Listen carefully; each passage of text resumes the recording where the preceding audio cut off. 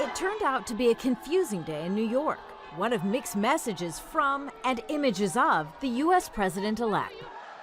Donald Trump once promised that the woman he called Crooked Hillary would be investigated if he won the White House.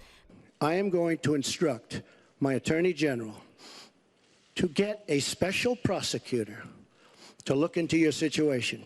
But now his advisor says that may not be the case. The president-elect, who's also the head of your party now, Joe, tells you before he's even inaugurated he doesn't wish to pursue these charges. It sends a very strong message. Kellyanne Conway told an American news network the issue was a divisive one, and another Clinton investigation was unlikely. I think Hillary Clinton still has to face the fact that a majority of Americans don't find her to be honest or trustworthy, but if Donald Trump can help her heal, then perhaps that's a good thing. Trump hasn't held a press conference with the news media since July, but he did agree to sit down with the New York Times newspaper, only to at 6 a.m. on Tuesday morning abruptly cancel the meeting. On Twitter, he accused the paper of changing the terms of the meeting. Hours later, Trump tweeted again that the meeting was back on, not at Trump Tower, but at the office of the New York Times. The Times tweeted Trump's responses live. He was asked directly if the investigation of the Clintons was off the table. Trump replied no, adding to the day's mixed signals.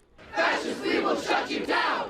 Trump was more clear about his position towards his far-right supporters, some of them white supremacists. Hail Trump! When asked about a conference in Washington over the weekend that seemed to celebrate Trump's victory with a Nazi salute, Trump told the New York Times, "I disavow and condemn them." He also provided insights into how U.S. involvement in foreign policy might be handled in the future, expressing he'd love to be the one to make peace with the Israelis and the Palestinians. He told the New York Times his son-in-law, a modern Orthodox Jew, could be involved.